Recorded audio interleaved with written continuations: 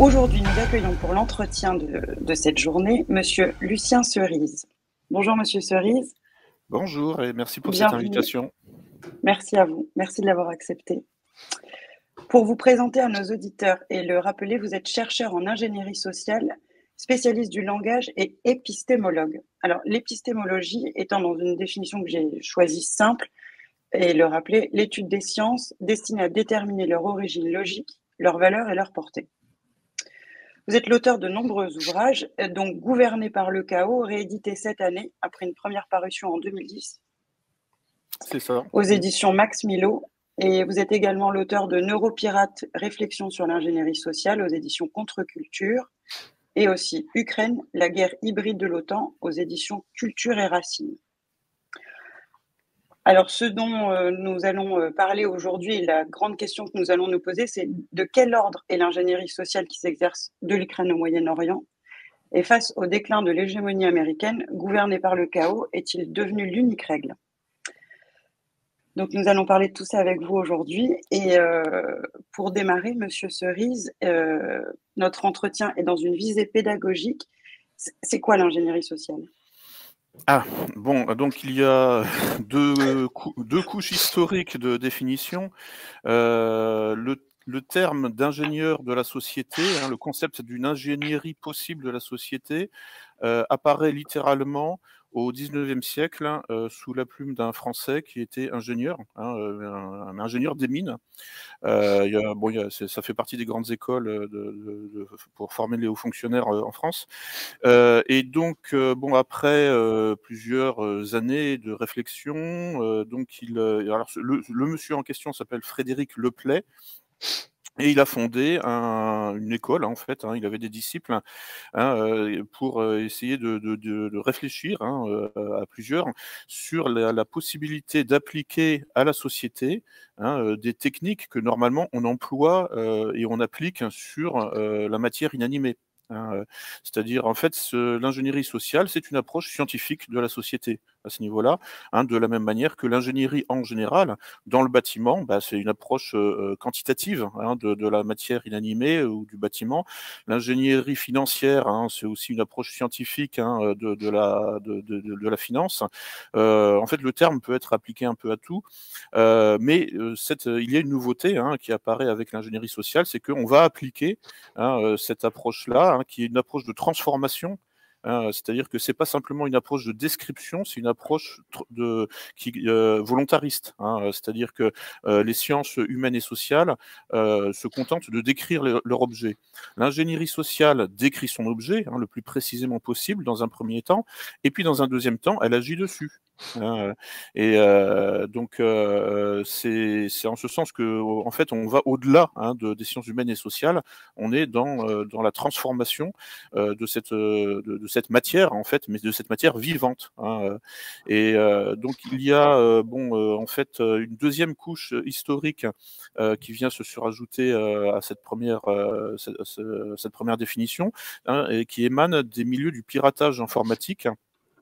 Et c'est donc un pirate informatique bien connu, assez célèbre, qui s'appelle Kevin Mitnick, qui est d'ailleurs mort cette année, là, je crois en juillet, si je me souviens bien, qui avait réussi à pirater le Pentagone, ou si je sais plus, ou la CIA, enfin bon, en tout cas, bon, des organes, des établissements de l'État profond des États-Unis.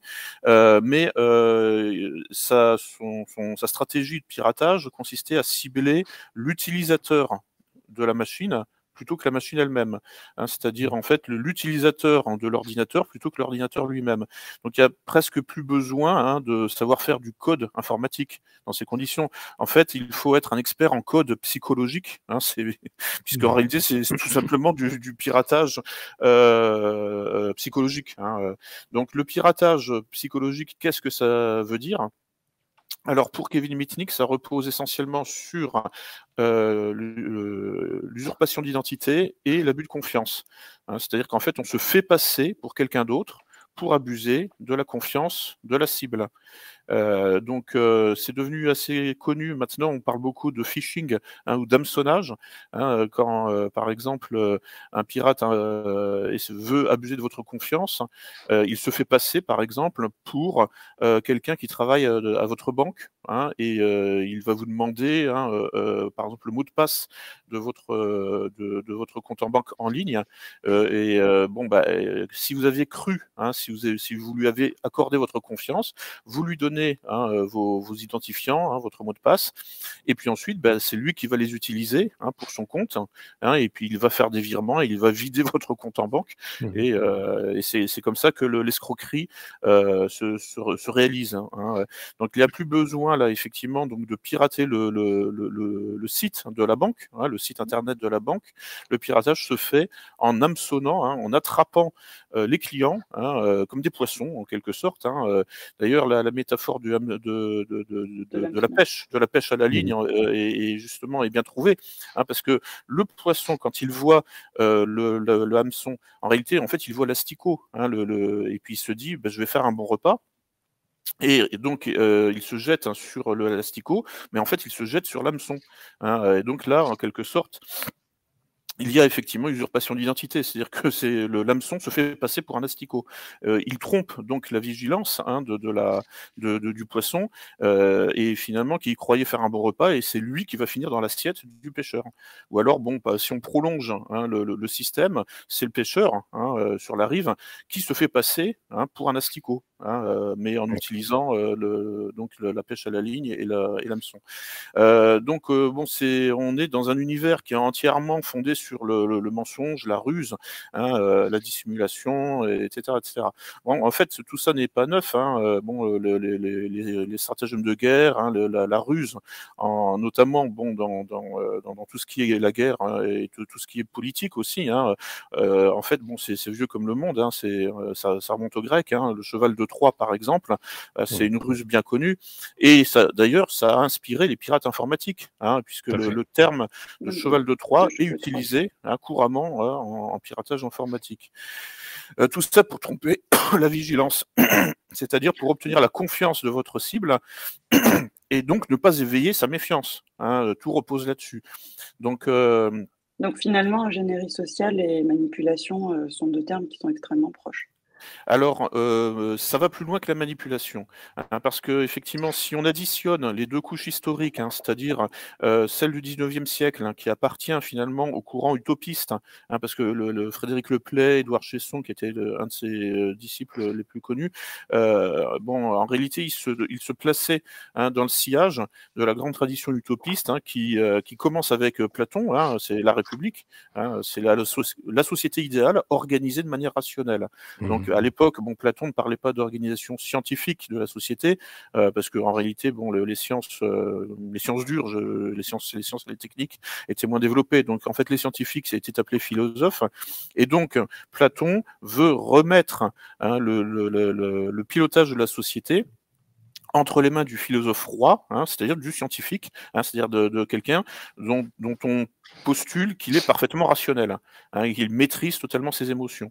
Donc au fil des siècles, cette tradition perdure, et puis donc on en voit des manifestations ponctuelles, avec notamment le fameux ouvrage de Thomas More intitulé Utopia, qui lance le terme utopie, et puis ça devient très célèbre. Enfin, disons qu'il y a en fait un renouveau de cette tradition utopiste au début, à la fin du XVIIIe siècle, surtout au début du XIXe siècle, en France et en Europe occidentale, avec Saint-Simon, Charles Fourier, etc., et la naissance du courant socialiste, utopiste, qui veut faire le bonheur de l'humanité en organisant scientifiquement la société. Et donc en la transformant, c'est-à-dire que c'est toujours ce topos assez commun finalement, c'est un lieu commun de l'esprit humain, c'est que nous allons transformer la société pour l'amener de l'obscurité vers la lumière. C'est le progressisme, c'est un des grands lieux communs de l'esprit humain qui s'oppose au conservatisme, c'est-à-dire que le conservatisme estime que les sélections, les solutions qui ont été sélectionnées par l'expérience sont toujours supérieurs, hein, au saut dans l'inconnu, hein, alors que bon, les progressistes estiment que finalement la référence doit être cherchée dans le futur, hein, et pas dans le passé. Bon, c'est des grandes structures mentales, hein, des grands types psychologiques, hein, le progressisme en Europe occidentale devient un courant très fort, hein, au XVIIIe siècle, hein, avec les Lumières. Hein, voilà, ça va fertiliser le monde entier, pour le meilleur et pour le pire, hein, puisque bon, on peut aussi détecter une forme de totalitarisme, hein, dans cette espèce de fascination du bien, hein, et de cette organisation scientifique de la société qui ne supporte plus comment dire ça, aucun secret, hein. C'est un idéal de transparence aussi, hein, total. Bah, c'est tout l'idéal de la modernité occidentale, dans sa C'est ça, oui. globalité. Et puis il y a 2 éléments que je déduis de ce que vous dites qui me paraissent extrêmement importants. C'est premièrement la dimension démiurgique de l'ingénierie sociale, c'est qu'il s'agit de créer, d'organiser, de structurer de manière scientifique, pas uniquement de constater, comme c'est le propre de la sociologie ou de l'anthropologie. Et puis deuxièmement, ce que j'en déduis, c'est que la principale faille dans la machine, ça demeure le facteur humain, qui est converti en cheval de Troie pour traverser les remparts de la machine. Donc ça permet une économie cognitive pour pouvoir atteindre l'objectif final. Alors ma question, c'est qu'effectivement, vous parlez de cette idéologie utopique qui est plutôt de gauche, que l'on retrouve même dans le communisme. On va chercher à planifier toute l'économie et même le comportement, créer une forme d'homme nouveau. Mais n'y a-t-il pas également un versant libéral de cette ingénierie sociale qui n'entend pas organiser tous les détails de la vie, autant mentale que matérielle des individus, mais au contraire de miser sur la rationalité individuelle, notamment l'utilitarisme de Bentham, de John Stuart Mill, et puis l'idée libérale que le marché s'autorégule, qui est une autre manière de faire de l'ingénierie, une manière indirecte de faire de l'ingénierie, du côté libéral progressiste. Oui, donc là, vous me lancez sur Karl Popper, hein. Oui. Voilà, bon. On en parlait récemment avec Lacan. Voilà, bon, j'ai bien compris la référence. Donc effectivement, alors, Karl Popper, donc épistémologue, enfin l'un des 5-6 épistémologues les plus connus du XXe siècle, c'est un philosophe des sciences en fait, hein, pour Oui. résumer. Propose dans les années 50 une série de réflexions sous forme d'articles et finalement donc d'un livre qui récapitule les articles sur l'ingénierie sociale. Et il distingue 2 formes d'ingénierie sociale, donc une ingénierie sociale globale, qui serait celle des régimes totalitaires, et qui ne se limite pas aux régimes totalitaires de gauche, hein, puisqu'on le voit aussi dans les régimes totalitaires dits de droite, hein, ou d'extrême droite, hein, comme le fascisme mussolinien ou le national-socialisme hitlérien, qui eux aussi, hein, avaient ce projet, hein, de créer un homme nouveau, hein, et d'organiser la société sur la base d'un progressisme, et même d'un prométhéisme, hein. Il y a une idéalisation, hein, de la société industrielle dans le futurisme, hein, qui est un courant esthétique italien proche du fascisme. Et donc il y a une espèce de fascination, hein, pour la technoscience, qui apparaît dans ces années-là, et une fascination à caractère technophile, hein. Donc le fascisme et l'hitlérisme, le nazisme sont profondément technophiles.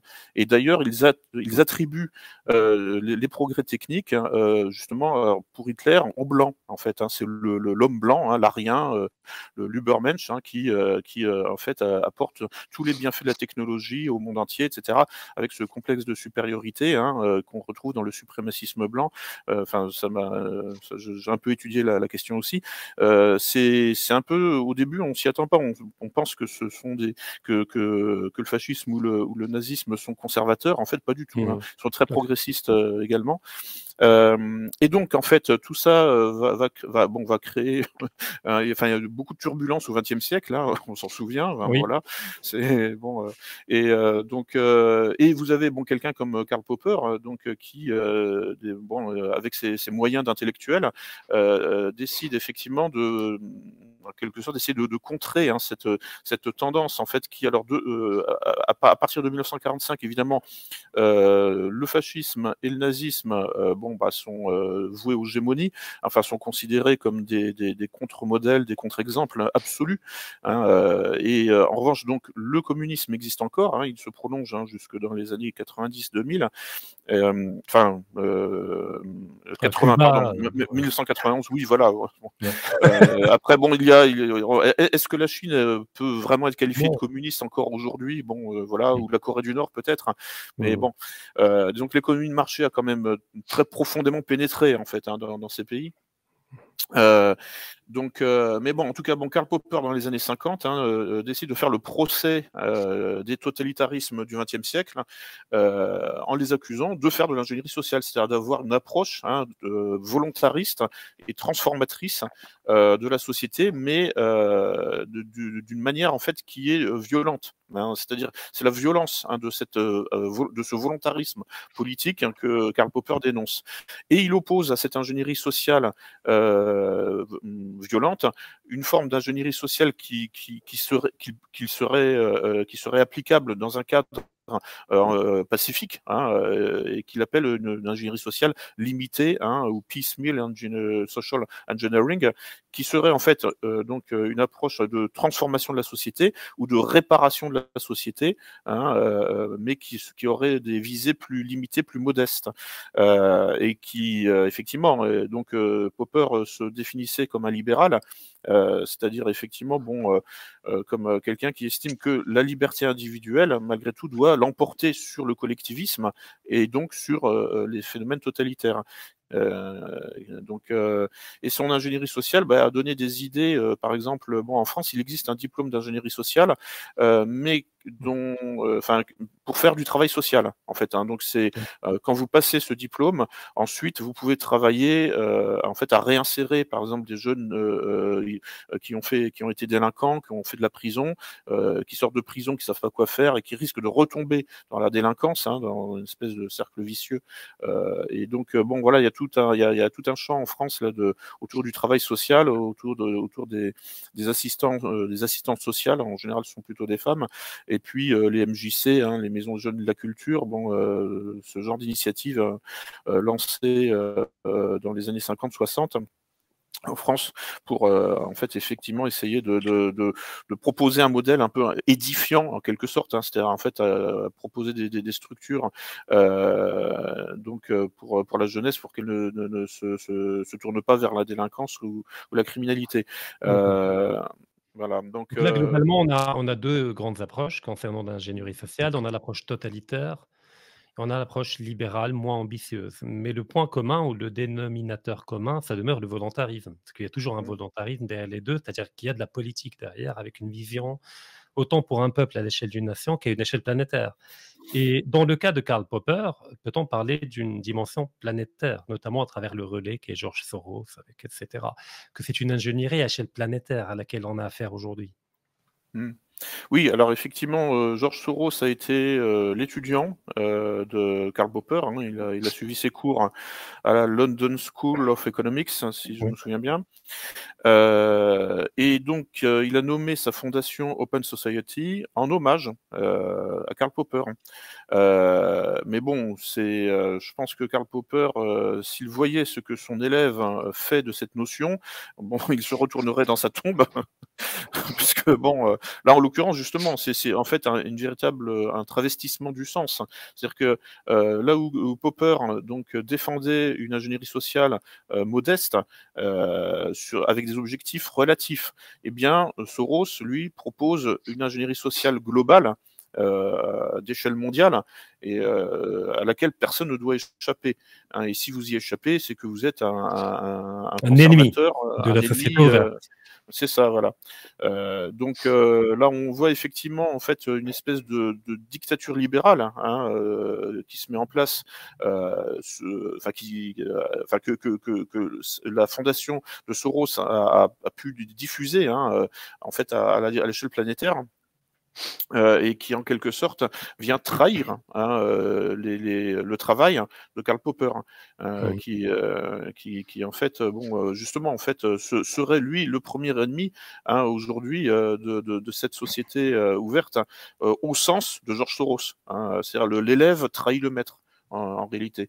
Donc c'est effectivement alors là, il paraît que la fondation Open Society se retire d'Europe. Bon, à mon avis, c'est pour essayer. Le travail est fait, j'ai envie de dire. Oui, mais c'est jamais assez. D'accord. Je veux dire, comment dire, le ventre, le ventre de la bête immonde là est toujours fertile, etc. Quoi. C'est-à-dire qu'en fait, disons que le monde dans lequel Soros veut nous faire vivre est tellement invivable en réalité. C'est normal que des gens se rebellent. C'est juste la sainte conservation.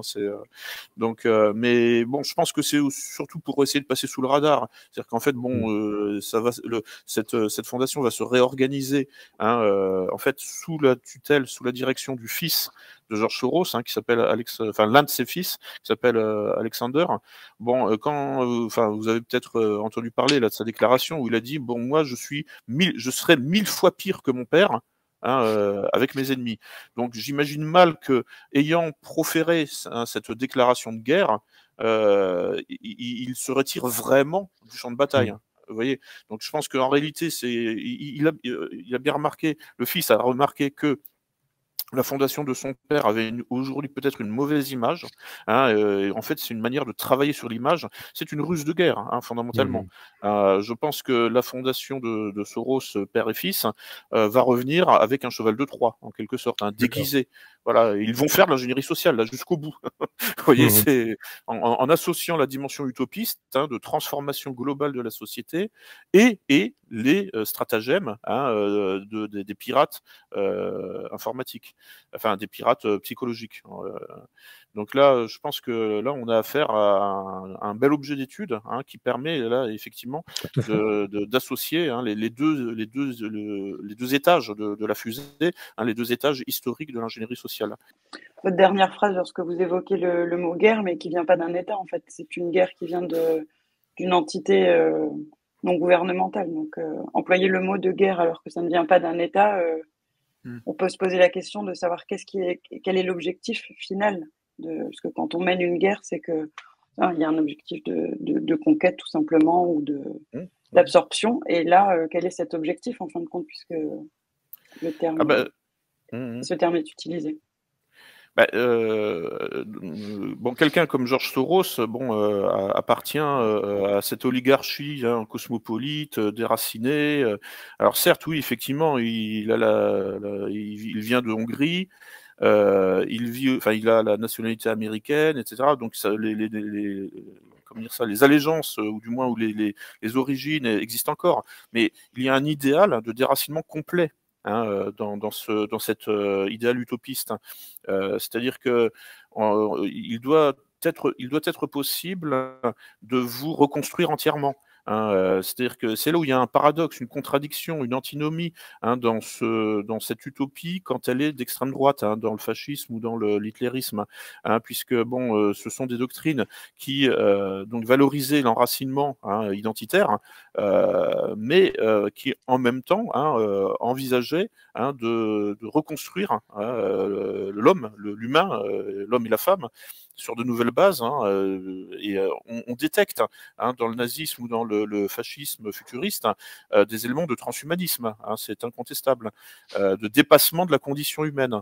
La condition humaine étant trop limitée, et c'est alors pour Hitler, ce sera l'arien qui va donc entraîner l'humanité vers de nouveaux horizons. Peut-être, quand on parle du nazisme et dans une moindre mesure du fascisme, pour atteindre cet idéal post-humain, on mobilise des mythes également. Et les mythes d'ailleurs anté-chrétiens, les mythes païens avec une forme de néopaganisme. Donc en fait, on a un mélange d'archaïsme mobilisé au service d'un futurisme. Alors j'ai pas envie de dire archéofuturisme parce que ça veut dire autre chose, totalement autre chose. mais c'est ça peut-être la différence avec Soros. Tu vois, Soros, pardon, ne mobilise pas de mythes, à part le mythe prométhéen, je veux dire, qui traverse toute la modernité.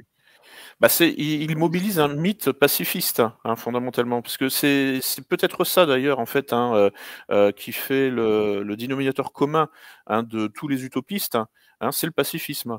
En fait, ils veulent abolir les frontières, parce que les frontières, c'est les nations, hein, et les nations sont accusées d'être responsables des guerres. Ils veulent abolir toutes les différences.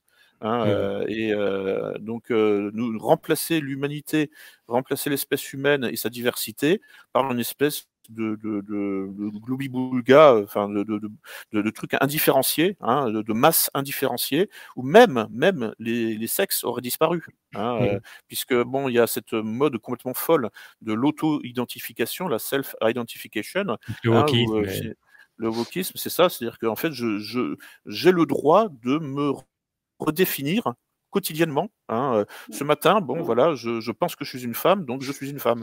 Ce soir, j'aurais dû vous poser la question au préalable, d'ailleurs, Monsieur Cerise, en commençant l'entretien. Ce matin. Aujourd'hui, comment vous sentez-vous? Voilà, comment oui.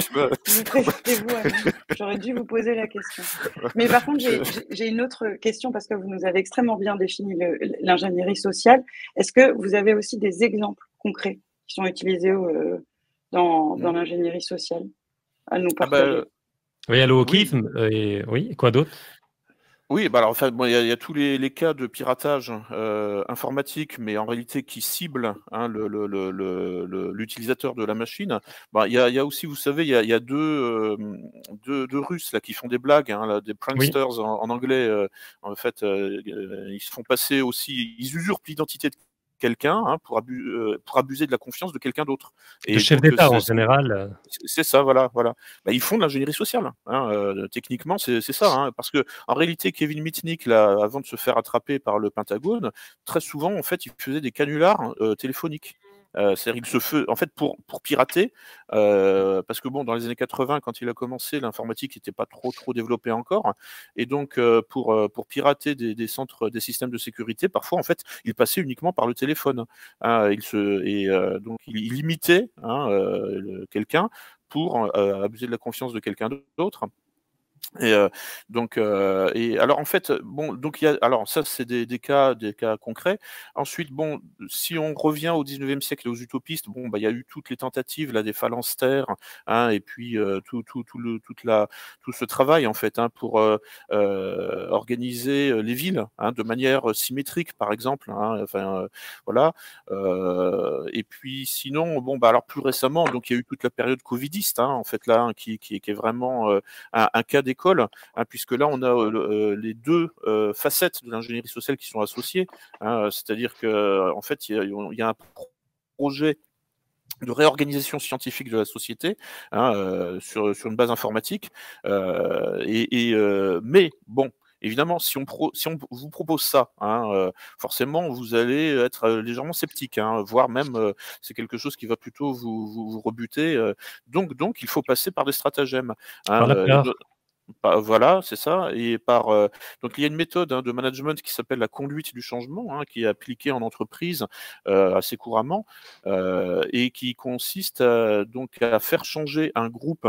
Hein, en l'occurrence une entreprise, mais ça peut être aussi une équipe de foot, hein, pourquoi pas, hein, enfin en tout cas n'importe quel groupe, en jouant sur son angoisse. Hein. Donc l'inventeur de cette méthode de management s'appelle John Kotter. Il est donc enseignant à Harvard, hein, il est toujours vivant, et donc il définit 8 étapes du changement provoqué dans un groupe ou dans un individu. Et la première étape, c'est créer un sentiment d'urgence. Voilà. Mais il ne dit pas, hein, si le sentiment d'urgence doit être fondé sur le réel ou pas. En fait, ce qui compte, c'est le sentiment de l'urgence. Voilà. Et parce que c'est ça, hein, qui va vous pousser à enclencher un comportement modifié, hein, par rapport à vos habitudes. Donc l'ingénierie sociale vise toujours, hein, les routines. Hein, c'est son problème. Enfin, elle vise en fait à briser finalement les routines, même quand elles marchent. C'est ça qui devient gênant, parce que bon, briser des routines qui ne marchent pas, bon, bah, j'ai envie de dire, c'est légitime, c'est normal. Mais le but, c'est de réussir à transformer une équipe qui gagne. alors qu'elle gagne, vous voyez, pour lui faire prendre finalement une trajectoire différente de son propre programme comportemental. Et donc, bon, c'est ça D'ailleurs, vous qui... parlez, je vous ai déjà entendu parler de la neuropiraterie comme étant une transformation furtive. Est-ce qu'on Oui, parle de cela? oui, c'est ça, voilà, oui. C'est-à-dire qu'en fait, une équipe qui gagne n'éprouve pas le besoin spontané de changer, puisque Oui. ça marche pour elle. Bon, eh bien, admettons que voilà, vous avez un intérêt finalement à faire en sorte que cette équipe qui gagne commence à perdre.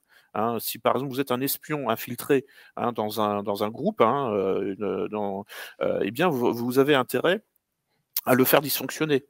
Ça peut être votre mission. Enfin, il y a un cas bien connu qui s'appelle la Bleuite. C'était pendant la guerre d'Algérie, où en fait un espion de français a réussi à répandre la rumeur au sein du FLN, au sein des Algériens, qu'il y avait des espions infiltrés au service des Français chez les Algériens, alors qu'en fait il n'y en avait même pas.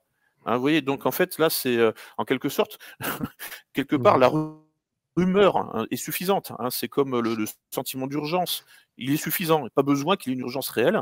Donc une rumeur d'espions infiltrés est suffisante pour faire monter la méfiance et la paranoïa à l'intérieur d'un groupe et le faire dysfonctionner. Parce qu'un groupe a besoin de confiance, c'est intuitif, je veux dire, c'est évident. Un groupe, une équipe de foot où les joueurs ne se font plus confiance, en fait la balle ne circule plus, il risque pas et l'équipe ne risque pas de marquer un but dans ces conditions. Donc par exemple, ça, la Bleuite, c'est comme le nom d'une maladie en fait, mais c'était une sorte de maladie d'ailleurs en fait, c'est une sorte de virus paranoïaque que les renseignements français ont réussi à instiller au sein des forces du FLN. Bon, en fait, c'est très classique. En réalité, tout le monde fait ça. Enfin, toutes les armées de toutes les époques du monde ont infiltré des espions chez l'ennemi pour faire monter la méfiance et disloquer de l'intérieur les armées ennemies pour les faire dysfonctionner. C'est le principe du conflit triangulé aussi. Donc Est-ce que vous voilà. pouvez juste nous redéfinir le conflit triangulé, s'il vous plaît? En fait, ça consiste en fait à monter un conflit, à faire monter la méfiance entre deux cibles, pour faire monter justement la paranoïa, pour faire monter la méfiance la méfiance et pour le disloquer de l'intérieur. La Bleuite, c'était ça en fait. Alors parce que souvent, par conflit triangulé, on imagine qu'il n'y a que 3 acteurs de la situation, mais en réalité, en fait, si vous êtes en position, si vous avez la place de l'ingénieur social qui fait monter le conflit triangulé, ça peut être sur plusieurs millions de personnes pour aboutir en fait à la guerre de tous contre tous. Bon, c'est un peu ce qu'on vit en France en ce moment, puisqu'on monte tout le monde contre tout le monde. Ça commence, en fait, ça a commencé dans les années 60. On a monté les jeunes contre les vieux, avec la révolution sexuelle, mai 68, le jeunisme, et puis on monte les femmes contre les hommes avec le féminisme hystérique. On monte tout le monde contre tout le monde. Et donc, en fait, bizarrement, c'est plus facile de piloter une société morcelée. C'est-à-dire qu'en fait, il faut comprendre une chose, c'est que le pouvoir en général, un jour j'ai discuté avec quelqu'un qui me parlait de ça, en fait, qui me disait oui, moi j'ai discuté avec quelqu'un, avec un psychologue du Mossad, vous savez, les services secrets israéliens, et qui lui a dit en fait, en réalité, le Mossad se fiche un peu de ce qu'on pense, en fait, mais il veut qu'on le pense sans nuance. C'est-à-dire en fait, les services de renseignement passent leur temps en réalité à radicaliser les populations. Pourquoi? Parce que c'est plus facile de les contrôler comme ça, évidemment. Quand vous n'avez que des fanatiques dans la société, en réalité, ils sont prévisibles. Et ça, c'est tout le travail du pouvoir, c'est de nous rendre prévisibles. Le pouvoir ne déteste rien de plus que la complexité et l'imprévisibilité. Ça, c'est quelque chose qu'il faut comprendre. Oui. Le propre de l'être humain, justement, c'est d'être complexe et supprimer toute nuance et nous ôter toute humanité, finalement. J'ai une question, si vous permettez. C'est qu'effectivement, depuis l'Antiquité, on peut trouver des traces de recours à ce type de technique, de rumeurs, de sabotage, même mental et psychologique. Mais par contre, ce que l'on a vu émerger à partir de la modernité et a priori aujourd'hui, c'est qu'il y a quand même un saut qualitatif. C'est que premièrement, il y a un changement dans l'échelle, on l'a dit, c'est qu'aujourd'hui, elle s'applique à une échelle mondiale. Deuxièmement, il y a la question des moyens. Aujourd'hui, les gens derrière l'ingénierie sociale ont infiniment plus de moyens qu'avant, autant financiers que techniques et technologiques, pour atteindre le but final recherché, pour parler comme un militaire. Et puis, troisièmement, l'objet ou la cible de l'ingénierie. C'est que je comprends bien qu'une armée va chercher à diffuser une rumeur au sein d'une autre armée. Mais là, l'objet de la rumeur, ça ne va plus être une autre armée, mais ça va être les masses. Donc, c'est quand même un changement majeur. Et puis, ma question, c'est, il me paraît évident que l'Occident, que les États profonds en Occident sont les leaders en la matière, à l'échelle mondiale, du fait qu'ils sont précurseurs, du fait qu'ils ont plus de moyens techniques et technologiques. Et ma première question, c'est qui met en pratique l'ingénierie sociale? Est-ce que ce sont les États? Est-ce que c'est l'État profond? Si c'est l'État profond, à travers quel relais? Est-ce qu'il s'agit des médias? Est-ce qu'il s'agit des ONG? Est-ce qu'il s'agit des universités, des chaires universitaires? On va promouvoir tel ou tel discours, tel ou tel concept, comme avec le wokisme, etc. Donc, qui est derrière l'ingénierie sociale aujourd'hui? Est-ce que c'est un peu tout le monde? Et puis, dernière question, j'en profite pour faire un petit tunnel.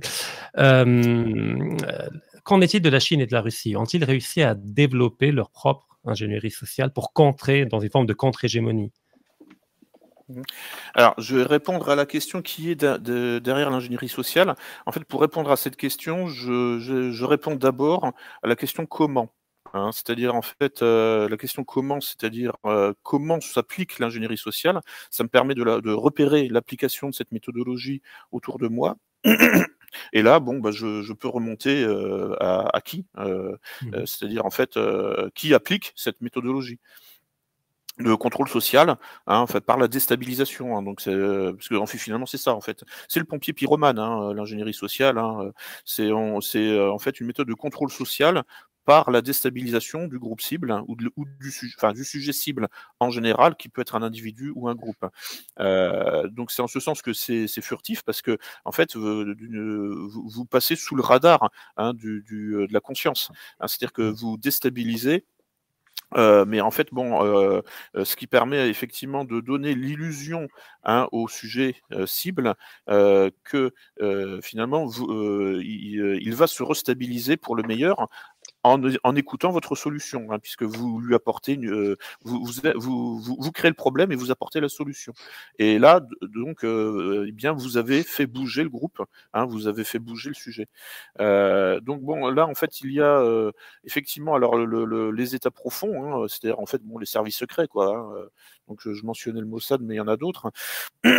Et puis le grand capital, hein, en fait, hein, et on pourrait dire que les soldats du grand capital, ce sont toutes les ONG et les boîtes de consulting, hein, les boîtes de conseillers en communication.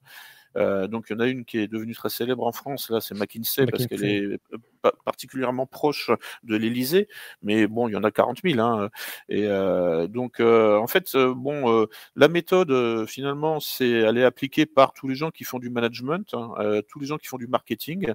C'est-à-dire que les méthodes de management et de marketing sont transférées, il y a un transfert de compétences, hein, et elles sont appliquées à la politique. Mais ça va beaucoup plus loin, parce que là, on intègre également des dimensions relatives à la psychosociologie, à la sociologie, à l'anthropologie. C'est une échelle infiniment supérieure quand c'est l'état profond qui l'applique. Oui, bien sûr, oui, oui, oui. Ah ben, il est possible en fait, hein, comment dire ça, de provoquer des effets anthropologiques, hein, de transformation de la nature humaine. C'est ça en fait le but ultime. Hein. Donc bon, il y a le fameux petit livre là de Klaus Schwab et Thierry Malray, hein, sur donc la grande réinitialisation, hein, où ils disent en fait là ils tiennent un discours d'utopiste. Hein. La grande réinitialisation, c'est la grande table rase. Hein, ça, c'est aussi un concept très courant chez tous les utopistes, hein, hein, c'est de faire table rase sur le passé, hein, et donc sur la condition humaine, hein, telle qu'elle existe, telle qu'on la connaît depuis des milliers d'années. Et donc, voilà, bon, Klaus Schwab et Thierry Malray, en gros, disent de toute façon, on n'a pas le choix. Hein, parce que, alors, après, il y a effectivement, il faut faire attention parce que il y a de l'intention, hein, ou il y a de l'intentionnalité, hein, dans tous ces phénomènes, mais il y a aussi des phénomènes qu'on ne contrôle pas. Hein. Par exemple, bon, l'innovation technologique, c'est quelque chose qui apparaît de manière décentralisée. Alors, ça, c'est quelque chose qu'on ne peut pas contrôler. Pourquoi? Parce qu'en fait, personne ne veut y renoncer.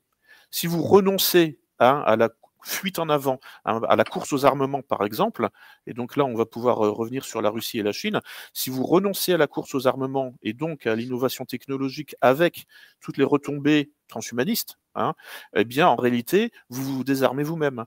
Et en fait, vous vous soumettez potentiellement, hein, aux concurrents, aux adversaires, aux ennemis. C'est pour ça qu'il y a cette fuite en avant technologique, technoscientifique et transhumaniste. Et là, personne ne pilote le système totalement. C'est-à-dire qu'en fait, parce que tout le monde le pilote en réalité, puisque personne ne veut y renoncer, vous voyez. Donc c'est un cas de théorie des jeux. Hein, c'est bon, je sais pas si ça vous dit quelque chose. Bon, c'est donc donc là, effectivement, et la Russie et la Chine, hein, n'ont pas l'intention de renoncer, hein, à leur souveraineté politique, hein, donc à leur souveraineté technologique, qui leur permet, hein, d'avoir des armes performantes pour soutenir le rapport de force avec les Occidentaux. Hein, là, on parle beaucoup des armes hypersoniques de la Russie. Bon, bah voilà, si la Russie n'avait pas ces armes hypersoniques, elle aurait encore son arsenal nucléaire, hein, pour malgré tout intimider un peu l'ennemi. Mais bon, voilà, là, quelque part, d'une certaine manière, si l'OTAN est à ce point paralysée en Ukraine, hein, alors qu'il y a quand même une asymétrie, hein, dans le rapport de force, je veux dire, bon, c'est bien parce que alors la Russie, effectivement, elle est quasiment chez elle, hein, donc elle connaît tout. Enfin, les militaires russes ont toutes les cartes d'état-major avec les relevés topographiques depuis l'époque soviétique. Donc ils jouent, les Russes jouent à domicile en Ukraine, hein, carrément. Bon, pour ce qui est des Occidentaux, c'est un peu différent, mais bon, ils s'appuient sur les Ukrainiens qui eux aussi jouent à domicile. Mais bon, il y a quand même, enfin, les Russes ont quand même un avantage psychologique, hein, avec effectivement là les armes hypersoniques. Mais le problème, c'est qu'il y a un pendant, hein, négatif, hein, cette course aux armements, bah, c'est l'intelligence artificielle, hein, parce que le champ de bataille, il est là aussi. Et l'intelligence artificielle, elle a des retombées civiles. Et Poutine lui-même fait plein de discours, hein, sur la stratégie numérique de la Russie. Bon, la stratégie numérique de la Chine, on la connaît tous, hein, c'est le crédit social, hein, qui est effectivement plutôt quelque chose d'un peu désagréable. Enfin, elle a servi de modèle durant la période Covid, en termes oui. de maîtrise technologique, de QR code et de dictature numérique. Elle est au fait l'horizon vers lequel tendent beaucoup d'utopistes occidentaux. Tout à fait, voilà. Et là, c'est-à-dire qu'en gros, d'une certaine manière, aujourd'hui, les utopistes ont les moyens de leurs ambitions. Hein, quand Platon parlait d'organiser rationnellement la société, d'ailleurs, c'est Platon aussi qui a inventé le concept de cybernétique. Hein, le terme de cybernétique apparaît, je crois, dans La République ou je ne sais plus. Enfin bon, donc ça veut dire c'est l'art du pilotage. L'art du pilotage, bon, mais on ne distingue plus les sujets, les objets. Hein. C'est pour ça qu'on a aussi ce sentiment là, en fait, assez pénible, qu'on essaie de nous transformer en objet. Hein, et la cybernétique, clairement, ne fait pas la distinction, hein, entre moi et une table. Et c'est aussi peut-être une des origines aussi du wokisme, hein, cette espèce d'indistinction généralisée. D'ailleurs, ce matin, en me réveillant, je me suis senti table, en fait. En réalité, non, mais bientôt, on va en arriver là, en fait. Hein. Donc, en fait, placer le vivant, hein, sous contrôle informatique, ça, c'est vraiment le grand rêve, hein, effectivement, donc de Klaus Schwab ou des Chinois. Bon, alors il paraît que en fait le crédit social n'est pas si développé que ça. Bon, enfin après effectivement il peut y avoir aussi une utilisation stratégique du crédit social pour donner une mauvaise image de la Chine, hein, pour faire peur en quelque sorte, en disant regardez, si la Chine devient puissante, on va déployer son crédit social à l'échelle de toute la planète. Donc attention, c'est un ennemi. Donc ça peut être aussi un usage stratégique. Bon, il y a des gens qui connaissent bien la Chine qui m'ont dit bon, ça existe évidemment, mais ce n'est pas si enveloppant que ça. Ce n'est pas si comment dire englobant en fait. Envahissant. Envahissant, voilà, oui. Bah bon, le concept de toute façon, bon, est un peu déplaisant, mais c'est un euphémisme. Mais bon, malgré tout, alors le problème, c'est ça, c'est que c'est le problème, si vous voulez, c'est presque effrayant ce que vous dites, parce qu'en fait, on va mourir ici vivant. C'est liquéfié, vidé de la substance, on devient objet. C'est Ah ben, mais en fait, la cybernétique telle qu'elle apparaît pendant la Deuxième Guerre mondiale et telle qu'elle se déploie dans les milieux intellectuels américains avec les conférences Macy jusque dans les années 50, très clairement, ne fait pas la distinction entre les sujets et les objets. Il n'y a que des systèmes, et des systèmes où en fait, bon, la seule différence entre un sujet et un objet, c'est que le sujet est relativement imprévisible. Donc je reviens sur ce qu'on disait tout à l'heure. Il y a une marge d'erreur. C'est ça, voilà, dans l'interprétation de sa trajectoire. En fait, il y a une marge d'incertitude, et précisément le pouvoir. En fait, la vraie doctrine du pouvoir, en fait, c'est pas le capitalisme, c'est pas le communisme, etc. Non, c'est le contrôle total. Et la cybernétique permet de travailler sur le contrôle total en travaillant à réduire l'incertitude du comportement des êtres vivants. Et donc, réduire l'incertitude du comportement des êtres vivants, c'est les transformer en objets. Un objet est beaucoup plus prévisible qu'un sujet. J'ai envie de dire, en objet ou en végétaux. Enfin bon, c'est vrai que le comportement d'une plante est lui aussi assez prévisible. Mais bon, malgré tout, ça bouge. Enfin, même une plante quelque part est plus animée qu'un objet inanimé par définition. Voilà. Donc. Mais c'est toujours valable. En fait, c'est toujours pensé par rapport à la masse, mais jamais pour l'élite. L'élite doit demeurer avec son libre arbitre, avec le statut de sujet ontologique, mais c'est toujours pensé dans une logique d'asymétrie entre une élite qui reste humaine, et puis une masse qui doit devenir de plus en plus amorphe et prévisible. N'est-ce pas ? Alors, pour certaines personnes particulièrement machiavéliques, oui, je pense qu'il y a ce double standard. Mais on voit un phénomène de rétroaction, et le pouvoir s'applique à lui-même, cette grille de lecture qu'il applique à la masse. Par exemple. Ça donne ça donne des trucs assez bizarroïdes en fait. Alors bon, là, je vais vous parler d'une conséquence peut-être un peu indirecte ou un peu lointaine, mais je veux dire, on voit à l'OTAN par exemple, mais aussi en Israël, la promotion du LGBT par exemple dans les armées.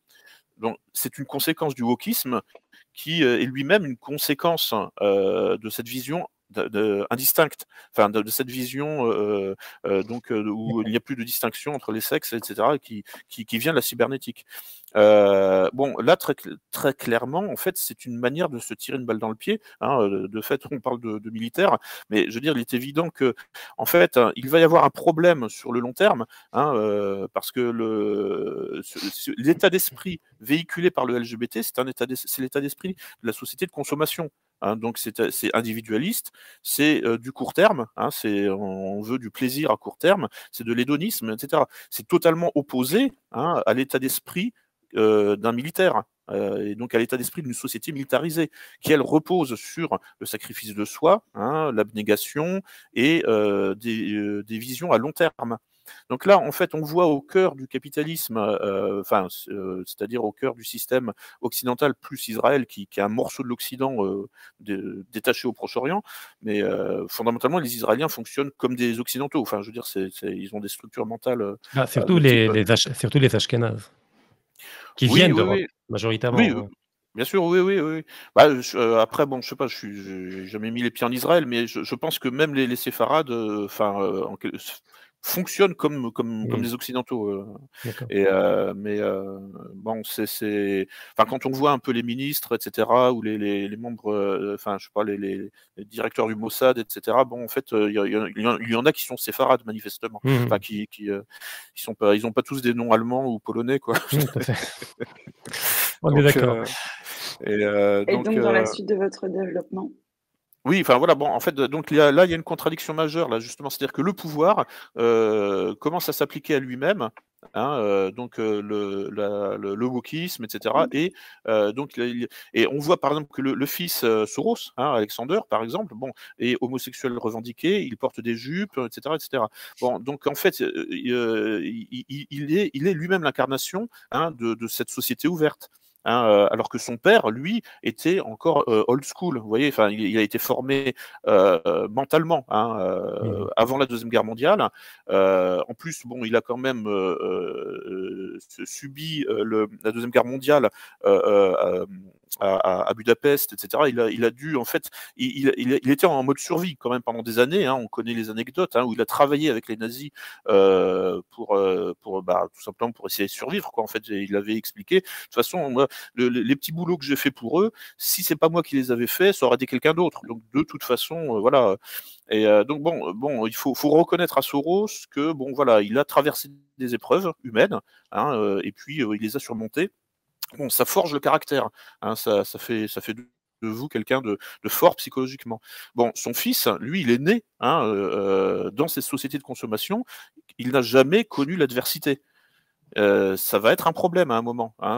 Donc oui, il doit connaître l'adversité au niveau de son oligarchie. Tout le monde ne sera pas forcément d'accord avec ses projets, puisque au sommet du pouvoir, vous avez aussi des gens comme Donald Trump, qui en fait qui est plus conservateur. Enfin, je veux dire, l'oligarchie du grand capital, en fait, n'est pas unifié aux États-Unis. On voit bien qu'il y a des milliardaires au Parti républicain, et puis des milliardaires au Parti démocrate, dont les Soros. Voilà, mais ils s'affrontent vraiment sur un projet de société réelle entre en gros les mondialistes et puis les conservateurs, et voilà. Donc bon, évidemment, on retrouve, enfin, je veux dire, même le fils Soros va rencontrer de l'adversité à son niveau. Mais bon, ce sera à travers des écrans d'ordinateur. Tout à fait, il n'est pas de même nature. Vous voyez, c'est pas physique, si vous voulez. Enfin, le père Soros, lui, en fait, a physiquement souffert. Et il a été obligé d'élaborer des stratégies de survie dans un environnement hostile, etc., qui l'ont formé très probablement, et qu'il a réussi à appliquer justement pour faire pour déployer tout son système là, toute son ONG. Donc en fait, on voit qu'il y a pardon. Après, la violence psychologique peut être aussi tout aussi dévastatrice qu'une épreuve physique. Donc après qu'ils le vivent derrière les écrans ou pas, ça peut être d'une violence extrême aussi. Mais il y a également l'aspect du contexte que vous avez évoqué, c'est qu'ils n'ont pas vécu l'adversité dans les mêmes contextes. L'un l'a vécu dans des malls et sociétés de consommation, l'autre l'a vécu dans une Europe occupée, etc. Et d'ailleurs, peut-on dire que l'une des fragilités du système oligarchique réside dans le renouvellement générationnel, c'est-à-dire qu'il va créer cette faille-là. Parce que là, on avait quand même, avec Soros et des gens de cet acabit-là, on avait des gens qui procèdent de la modernité, qui sont encore humains, individus, avec un caractère, qui lisaient des livres, qui ont été structurés par le monde du livre, la temporalité du livre, et qui ont enclenché cette ingénierie-là. Et puis là, la relève va être prise par des gens totalement liquides, qui certes ont les moyens de leurs parents, mais n'ont pas la consistance de leurs parents, n'ont pas la temporalité de leurs parents, et n'ont peut-être même pas l'intelligence de leurs parents. C'est ça, voilà.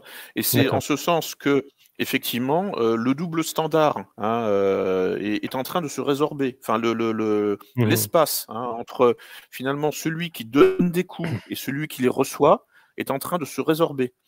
Et donc c'est encore un phénomène de cybernétique ou d'ingénierie sociale. C'est-à-dire qu'en fait, il y a un choc en retour de plus en plus rapide.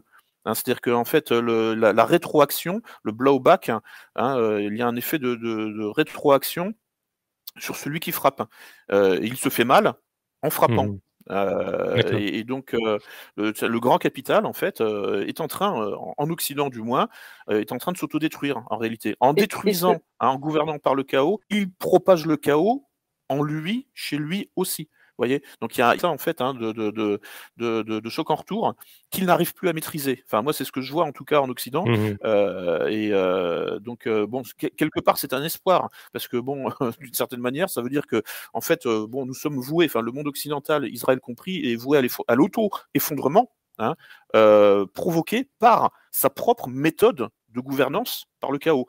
Hein, c'est-à-dire qu'il, avec ce phénomène, hein, c'est John Lennon là, qui avait chanté une chanson, la Instant Karma, karma instantané. Hein, puisque dans l'hindouisme, il y a cette notion de karma, hein, c'est-à-dire en fait, de choc en retour. C'est-à-dire quand vous faites quelque chose de bien, vous aurez un bénéfice, et puis quand vous faites quelque chose de mal, vous serez puni. Bon, et là, c'est instantané. En fait, quand le pouvoir frappe, le pouvoir méchant nous frappe, eh bien, en fait, il se frappe lui-même aussi. Et il se fait mal, donc bon, voilà, et ça c'est bon, ce sont des considérations qu'il faut avoir présentes à l'esprit, parce que en fait sinon quelque part on est soi-même victime du pouvoir et de l'image qu'il essaye de donner de toute puissance. Hein, le pouvoir essaye, hein, et effectivement donc de nous convaincre qu'on ne peut rien faire contre lui. Hein, bon, là en l'occurrence nous pouvons agir déjà au présent dans les failles, hein, de ce système, parce que le niveau baisse dans la population, hein, le QI, le quotient intellectuel est en baisse, hein, en Occident, y compris dans les milieux du pouvoir. Hein, et donc ça c'est un espoir, pour en fait revenir en fait finalement sur des bases anthropologiques, j'ai envie de dire normales, hein, c'est-à-dire c'est-à-dire qu'en fait quand je dis normal, ça veut pas dire gentil, hein, ça veut pas dire, je veux dire en Russie comme en Chine, le pouvoir est pas spécialement gentil, hein, simplement il est réaliste, c'est tout. Moi, en fait, c'est tout ce que je demande au pouvoir, c'est d'être un despote éclairé, hein, quelque part. Ouais, c'est-à-dire en fait de pas faire n'importe quoi. Et puis qu'un homme est un homme et une femme est une femme, ça serait un minimum quand même. Non, mais voilà, c'est ça. C'est ça. C'est que parce que moi, le procès que je fais, parfois, j'ai des échanges avec des identitaires un peu suprémacistes, occidentalistes, qui me disent oui, mais enfin, en gros, vous, on vous connaît. En fait, vous êtes anti-occidental. Mais non, non, non, c'est pas ça. Non, je dis que l'Occident est anti-occidental. En fait, le vrai problème, il est là. Et c'est donc et eux sont encore dans une fantasmatique où l'Occident serait fort. Mais non, c'est terminé. L'Occident n'est plus fort du tout. L'Occident se suicide en ce moment. Et pour moi, c'est vrai, c'est ça le problème. Après, je suis pas pour un retour au colonialisme, parce que bon, là aussi, il y a des effets de boucle, hein, des boucles de rétroaction, hein, sur les colonisateurs.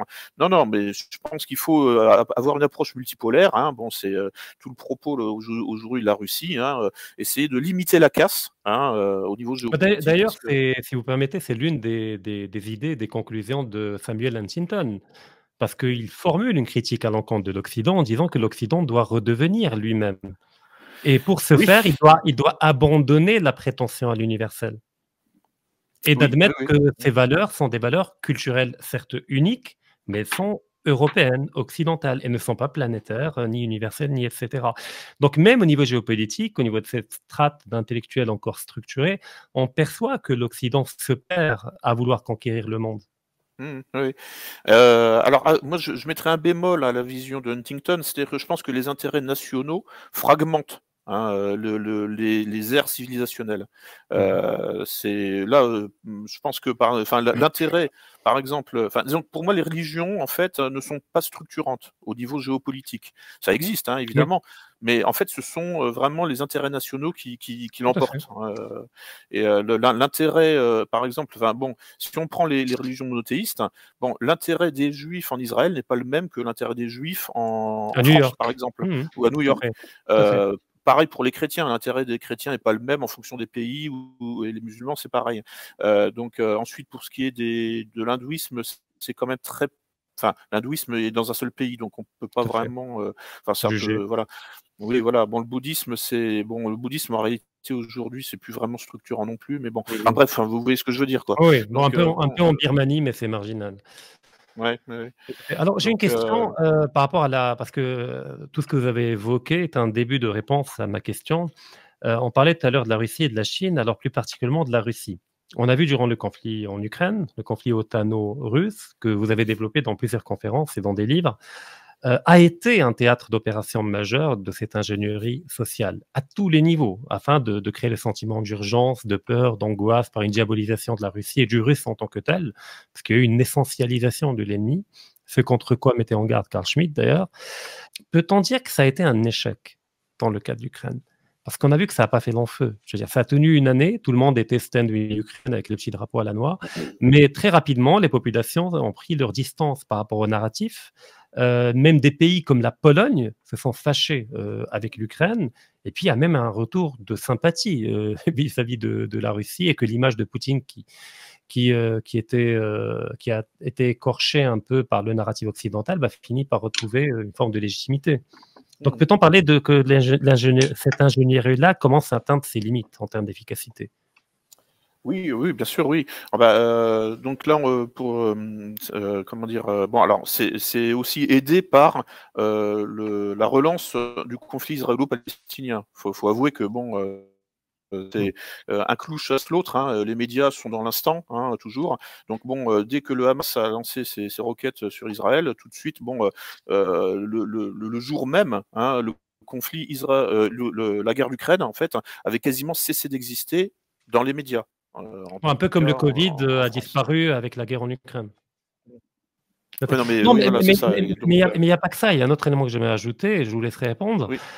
C'est que dès le départ, cette ingénierie a été inefficace à l'échelle planétaire. C'est-à-dire, à la limite, elle a pu mobiliser les foules occidentales, quoique, il y a eu toujours des gens réticents, mais elle a eu zéro résultat au niveau du reste du monde. Le monde, par exemple, arabo-musulman, ici, je m'en fiche royalement de ces conflits-là. Les Chinois, je m'en fiche royalement.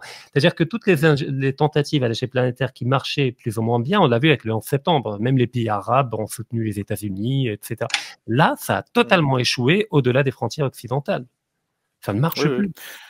Oui, oui, oui, bien sûr, oui. Et effectivement, alors, et même déjà avant, hein, le 7 octobre 2023, on voyait effectivement des signes d'essoufflement, hein, et notamment là, vous mentionnez la Pologne, là, enfin c'est quand même énorme que le président, là, Andrzej Duda, le président polonais, déclare publiquement à l'ONU, hein, que l'Ukraine est un noyé, enfin que c'est quelqu'un qui est en train de s'enfoncer sous les eaux et qui nous entraîne avec lui, et voilà, donc bon, ça a provoqué le l'ire de Zelensky qui est sorti en claquant la porte, etc. Donc bon, déjà effectivement, il y avait une fatigue, hein, ça c'est certain, parce que c'est tellement artificiel que ça ne pouvait pas durer éternellement, c'est pas possible.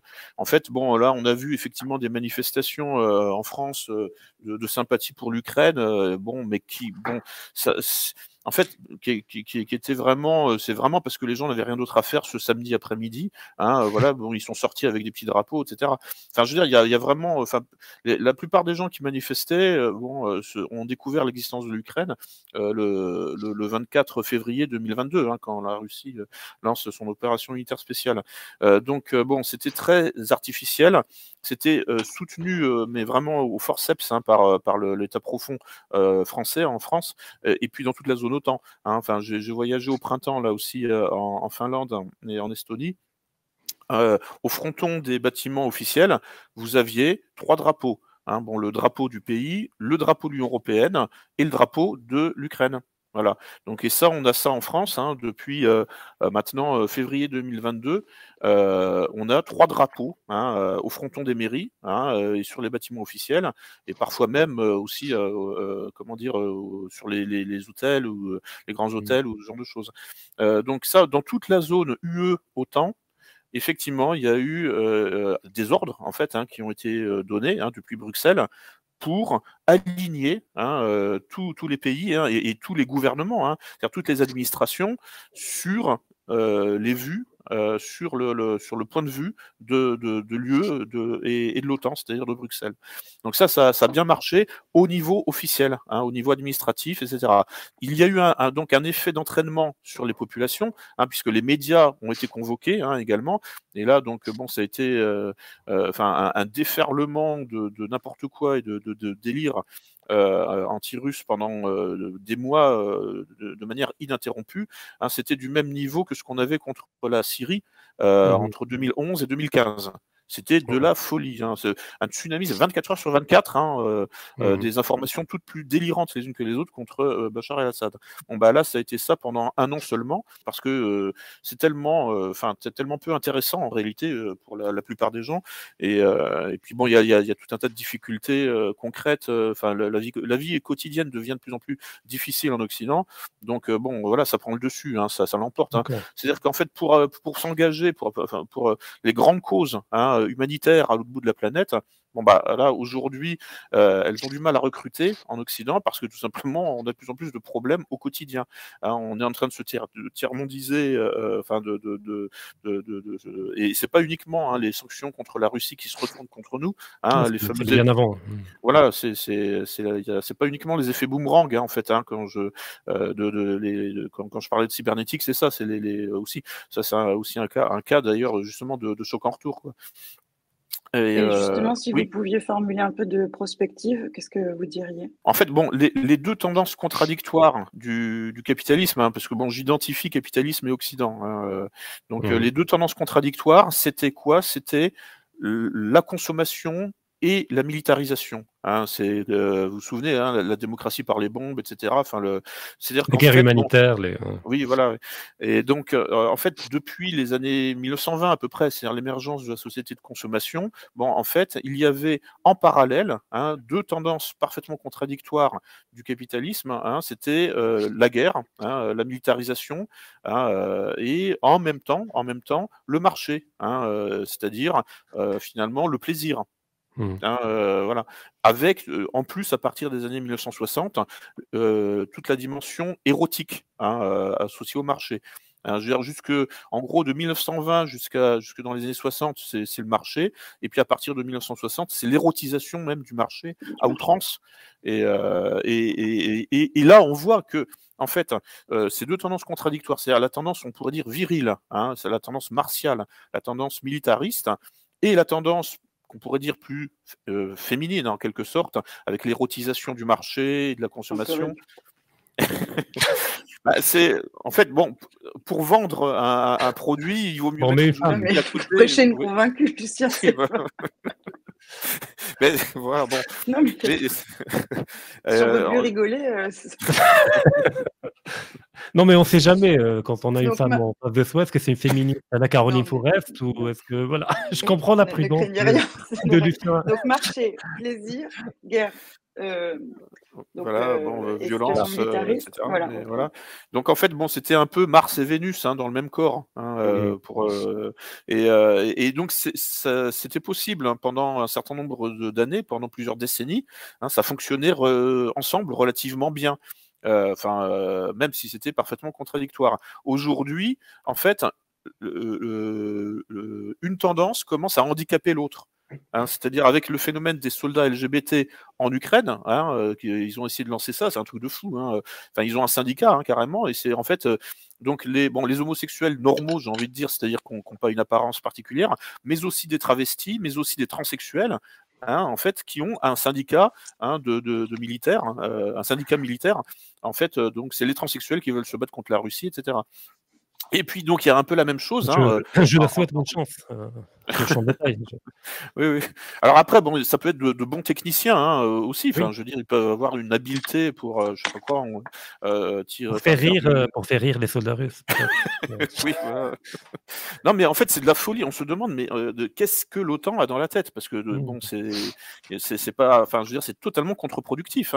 C'est peu de le dire. Mais il y a la même tendance en Israël. Avec une espèce parce que en gros, pour rendre la cause sioniste sympathique auprès des Occidentaux, le pouvoir israélien présume que c'est une bonne stratégie de communication de faire monter le LGBT, d'associer l'image de Tsahal avec l'image d'une armée LGBT, par exemple. Donc il y a des Israéliens suffisamment dingues pour croire que, en fait, comment dire ça, c'est productif, enfin que c'est pertinent sur le plan de la stratégie de communication. En fait, c'est complètement contre-productif. Ça fait pas sérieux du tout, puis ça fait rire le Hamas évidemment et tous les antisionistes, sauf en Occident, parce que les antisionistes sont pro-LGBT à 99%. Enfin, je veux dire, là, on voit les manifestations. Bon, c'est essentiellement de l'ultra-gauche wokiste qui est pro-palestinienne. Et en même temps anti-syrienne. Enfin, c'est ce qui est totalement Oui, incohérent. Là, bon, c'est. Bah, je veux bien faire des manifs pour soutenir la Syrie, mais bon, là, les manifs pro-palestiniennes en France, j'ai un peu du mal. ça donne pas Premièrement, envie. parce que bah, puis je risque de me faire casser la gueule en plus. Enfin, je veux dire, parce que bon, apparemment, l'extrême gauche m'a repéré, puisqu'ils ont réussi à faire annuler une conférence que je devais faire à Reims. Et oui, oui, oui. Oui, non, bon, en fait, c'est la deuxième fois que j'ai affaire à cette association là de la préfecture de police hein, et de l'ultra-gauche. Enfin, et oui, voilà. Bon, donc il y a comme ça en fait des espèces d'alliances contre nature. Hein, c'est vraiment hein, le mariage de la carpe et du lapin. Et l'Occident aujourd'hui repose entièrement là-dessus, hein, sur des associations comme ça en fait, hein, qui aujourd'hui deviennent vraiment contre nature, contradictoires et qui et dont où en fait les éléments hein, qui sont associés, hein, cette conjonction des opposés, en fait, hein, est handicapée par elle-même. C'est-à-dire que les contradictions du système, hein, les contradictions du capitalisme commencent à s'auto-handicaper mutuellement. Hein, donc, je pense que ça incubait hein, depuis des dizaines d'années. Hein, mais en ce moment, c'est en train de se révéler totalement. Et donc, on ne peut pas se soutenir simultanément sur le même front une société hein, hédoniste, hein, une société. Enfin, je veux dire, à un moment, il va falloir que les Israéliens, par exemple, choisissent entre la Gay Pride de Tel Aviv et puis l'expansionnisme militaire. C'est voilà, tous ceux qui vont à la Gay Pride de Tel Aviv sont antimilitaristes hein, et comment dire, on va pas leur demander d'être antisionistes ou anti-israéliens puisque c'est là qu'ils vivent. Mais en tout cas, bon, ils sont opposés à Netanyahou. Hein, Preuve en est, c'est qu'on est en train de voir Israël recourir de plus en plus à des mercenaires étrangers. Oui, oui, oui. À Oui, Gaza oui. notamment, on a parlé d'Espagnols, de mercenaires espagnols, etc. C'est D'accord, peut-être ouais, la ouais. période transitoire où, effectivement, étant incapable de combattre car qu'on n'a plus une armée normale, eh ben ça, on verra fleurir une multitude d'armées privées, ça, constituées voilà, ouais. encore d'hommes normaux. Oui, oui. C'est ça, voilà, oui. Mais c'est ce que l'OTAN est obligée de faire en Ukraine. Oui. Hein, donc bon, avec effectivement donc tous les groupes paramilitaires du style régiment Azov, etc. quoi, qui sont qui ont en fait donc une idéologie virile, hein, martiale, etc. Ils ne rêvent que de la guerre. Hein. Tous leurs textes passent leur temps à répéter qu'il va falloir se battre contre la Russie, etc. Donc voilà, là c'est faisable. Hein. Faire la guerre avec ce type de psychologie, oui, ok. Mais mais bon, sinon vous ne la faites pas. Enfin, je veux dire, toute la société tertiarisée de Kiev. Bon, j'ai des contacts avec des gens qui vont en Ukraine. Ils disent bon, aujourd'hui à Kiev, en réalité, on ne sent pas la guerre, on la sent pas. Et en fait, toute la jeunesse hein, passe son temps comment dire, à s'amuser dans les pubs et puis à faire des soirées sur les rooftops avec toutes les lumières de la ville. Enfin bon, le modèle parisien quoi en fait. Hein, je veux dire voilà la société occidentale tertiarisée, banale, classique. Et c'est des gens qui n'ont aucune envie de se battre. Hein, et ça pose un problème justement à Bruxelles. Hein. Tout à fait. Et monsieur, oui, j'ai une question pour monsieur Cerise. Oui, pas vous, Rachid. Bah, j'imagine. Mais cette conjonction des opposés que vous décrivez, justement, est-ce que c'est pas là l'étape ultime du chaos? Et de voir, dans un proche avenir, le système s'effondrer sur lui-même? Oui. Bah, c'est-à-dire que, en fait, l'étape ultime, c'est quand l'expérimentateur donc subit l'effet boomerang de son expérience. Que là, voilà. On est en train de constater. Voilà. Donc, alors ça peut encore aller plus loin. Hein. Allez-y. Non, mais en fait, bon, comment dire, finalement, bon, on peut aller encore plus loin dans le délire, hein, j'entends. Enfin, c'est-à-dire dans cette tentative hein, de soutenir deux choses parfaitement contradictoires en même temps, ça peut aller encore plus loin et provoquer encore plus de dissonance cognitive. Vous voyez ce que je veux dire? Enfin, c'est-à-dire de tension. Voilà, on est déjà pas mal au niveau de la dissonance cognitive quand même. Hein. Oui. Depuis quelque temps, c'est... Oui, bien sûr, oui, mais ça peut aller encore plus loin. Hein. Enfin, c'est-à-dire qu'en fait, après les transsexuels, il y a les transspécistes. Vous savez, ça c'est aussi une nouvelle mode aux États-Unis. Hein. C'est les gens qui se réveillent le matin et qui se disent bon, ben, finalement, moi, je suis un chien, je suis un chat, etc. Un renard, voilà, oui. Alors en fait, bon, le seul moyen de contourner ces effets boomerang de la société de consommation pour en fait maintenir la tendance militariste du capitalisme, en fait, c'est de tout automatiser. C'est en fait finalement de liquider l'humain, parce que l'humain finalement n'est plus capable de se battre, et en fait de se rabattre entièrement sur une automatisation des forces armées. En fait, c'est la seule solution. Même indépendamment, enfin en parallèle des questions militaires, ça concerne aussi la société civile. C'est-à-dire qu'en fait, vous avez entendu parler du phénomène là, des générations, la X, Y, Z, etc. Oui. Bon, en réalité, bon, la génération Z, par exemple, puis bon, en fait, c'est le nom d'un truc associé à Zemmour, mais là, ça n'a aucun rapport. Enfin bref, peu importe. Mais non, mais c'est vrai en plus. Oui. En fait, puis je sais pas, c'est pas très malin de leur part parce que c'est plutôt péjoratif, quoi. Parce que la génération Z, c'est en fait, c'est des débiles légers en réalité. Enfin, c'est des gens qui ont une capacité au travail très limitée et qui ont des cycles cognitifs à court terme. Bon, en fait, vous ne pouvez pas dominer le monde avec ce type de population. Là aussi, c'est ce que je dis à certains identitaires un peu suprémacistes. Je leur dis, mais écoutez, le problème, c'est que en fait, vos rêves finalement coloniaux, etc., impérialistes, d'hégémonie occidentale sur le monde, en fait, vous n'en avez plus les moyens. Enfin, les Occidentaux n'en ont plus les moyens intellectuels déjà, en fait, parce que là, le niveau baisse, enfin, le niveau intellectuel baisse, et donc, en fait, ça rendra impossible d'élaborer des grandes stratégies planétaires, etc. Donc, d'ailleurs, à ce propos, en parlant de génération Z, j'ai une dernière question, parce qu'effectivement, on s'approche d'une heure 30. Qu'est-ce que vous recommanderiez aux jeunes, en particulier aujourd'hui, pour s'immuniser le plus possible par rapport aux mécanismes déployés relatifs à l'ingénierie sociale, et comment doivent-ils se préparer à cet effondrement qui paraît irrémédiable, du fait de la dégénérescence des élites qui dominent? Il faut déjà effectivement se prémunir de toute dépendance vis-à-vis de l'informatique. Alors bon, je dis ça en communiquant avec vous, oui, enfin, voilà, en duplex informatique justement. Mais bon, je veux dire, moi, ça fait pas très longtemps que j'ai un smartphone en fait. Ça fait 6 mois seulement. C'était pour voyager en Russie parce que je n'étais pas sûr d'avoir des points de connexion avec mon vieux téléphone, comment dire, GSM là, enfin ancienne génération. Bon, mais le problème c'est que je commence à devenir dépendant de mon smartphone. Maintenant, en fait, je commence à devenir dépendant de Telegram, par exemple. Je commence à devenir dépendant de la 5G. C'est-à-dire que maintenant, quand j'ai un trou de mémoire dans le métro, je sors le smartphone et je vais chercher sur Google, dans le métro, en fait, l'information qui me manquait. Voilà, et je deviens comme tous ces cons que je vois dans le métro parisien depuis des années avec... Pardonnez-moi l'expression, mais je veux dire, c'est... En fait, je me fais peur moi-même, quoi. Enfin, voilà, je me retrouve avec mon smartphone de zombie.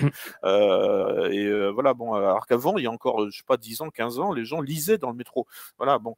Et donc, voilà, effectivement, il faut se protéger, se prémunir de toute dépendance vis-à-vis de l'informatique. Et puis ça déjà au niveau simplement de l'hygiène cognitive, c'est le principe là de satisfaction à court terme qui est mais vraiment une bombe atomique pour l'esprit. C'est-à-dire quand vous avez une gratification rapide. En réalité, vous ne prenez pas l'habitude de travailler. Et donc, vous devenez incapable mentalement de travailler, c'est-à-dire de différer la gratification, de différer la satisfaction de votre effort. Et c'est le principe de base de la civilisation.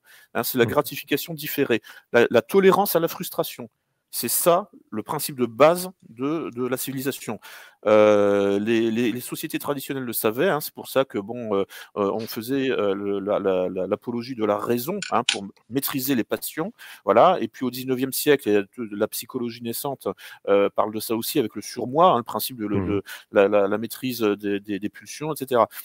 Là, on assiste, en Occident du moins, et dans toute la zone occidentalisée, ça va jusqu'en Ukraine, un phénomène de dégénérescence anthropologique à cause justement notamment de l'informatique, entre autres, et par cet effet d'intolérance à la frustration. Voilà. Ça touche absolument, en fait, je veux dire, c'est supra-civilisationnel puisque c'est la technoscience. Et c'est extrêmement difficile d'échapper à ça.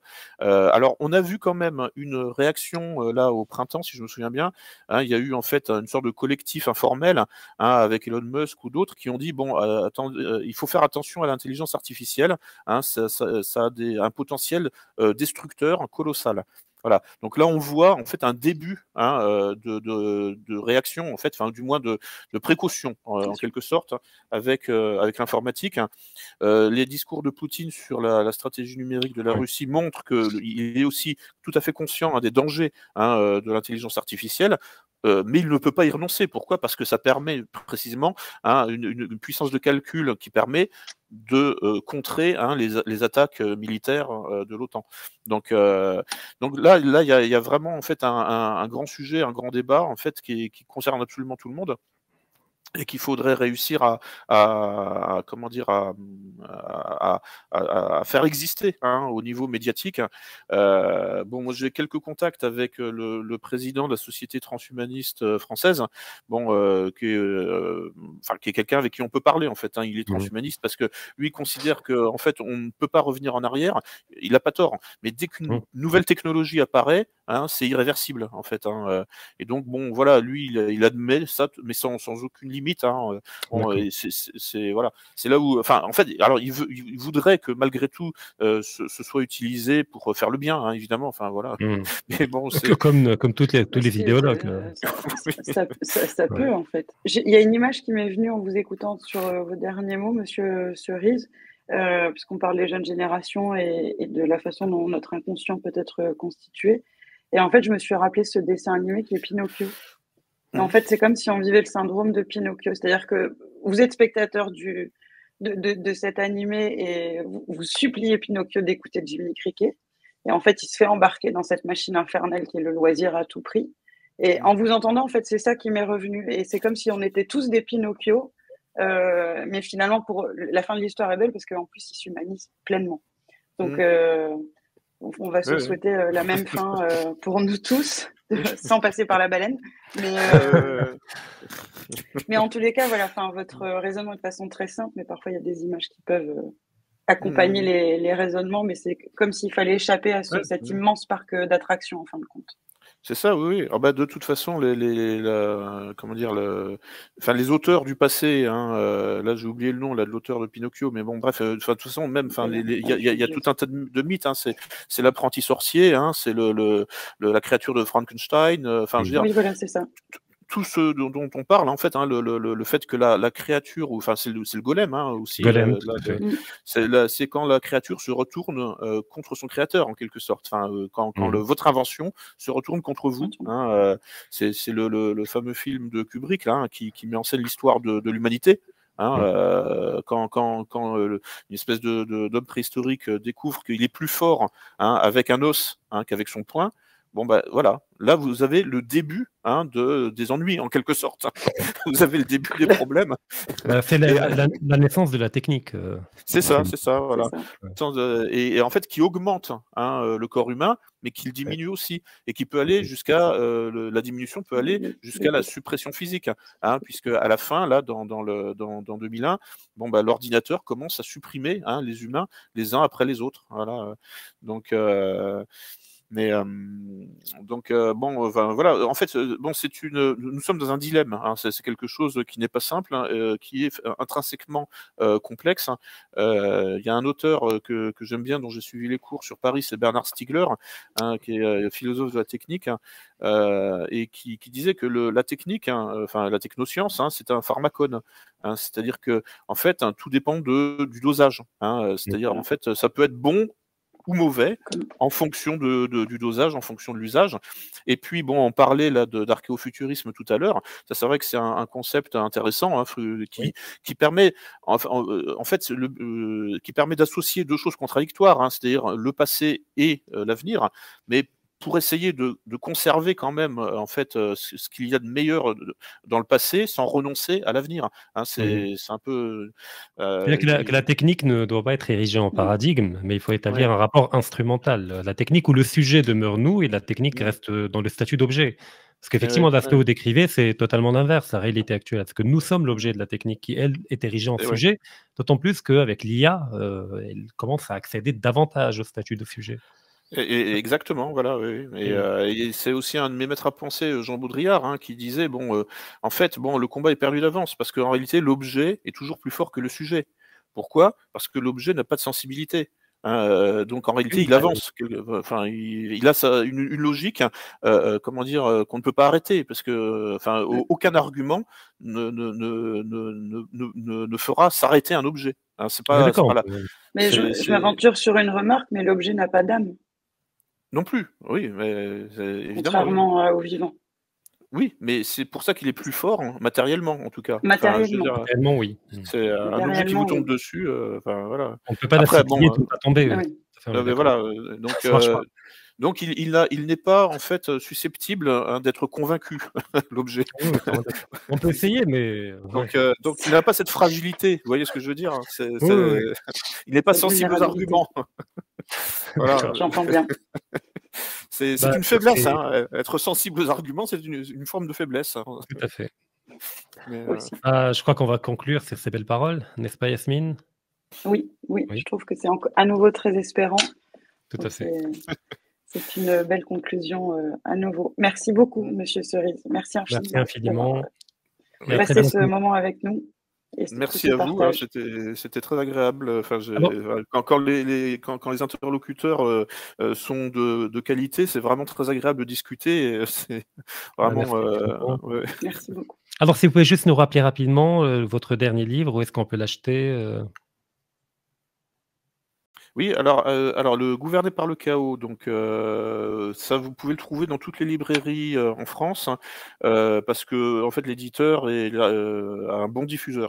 Et donc le livre est facile à trouver, vous le commandez dans n'importe quelle librairie. D'accord, et par internet qu'on veut l'acheter. Ensuite, donc l'éditeur. Ah oui, aussi, par internet, oui. Enfin, vous allez sur le site de l'éditeur et puis vous le commandez directement sur le site de l'éditeur. Et puis, par contre, alors si vous voulez donner des sous à Amazon, vous pouvez aussi le commander sur Amazon. Non. Mais bon, sur le site de l'éditeur, c'est aussi bien. Et il livre, j'imagine, partout, je veux dire, même puis, sinon, alors, pour ce qui... Il peut livrer partout, même au Maroc. Oui, après, bon, les frais de port sont certainement un peu plus élevés qu'en France métropolitaine, hein, mais bon, donc, et puis sinon, alors, donc ça, c'est pour Gouverner par le chaos, aux éditions Max Milo. Donc, 3e édition 2023. Et puis sinon, on a parlé aussi donc de Ukraine, la guerre hybride de l'OTAN. Oui, contre l'OTAN. Et l'Europirate. Ça, c'est aux éditions Culture et Racines. Voilà. Et Neuropirate aux éditions Contre-Culture. Et là, bon, c'est un peu plus difficile à trouver en librairie parce que, en fait, soit ils ont pas vraiment. Enfin, dans les deux cas, que ce soit Culture et Racines ou Contre-Culture, bon, ils ont un réseau de libraires plus limité. Hein. Par contre, c'est très facile à trouver sur Internet.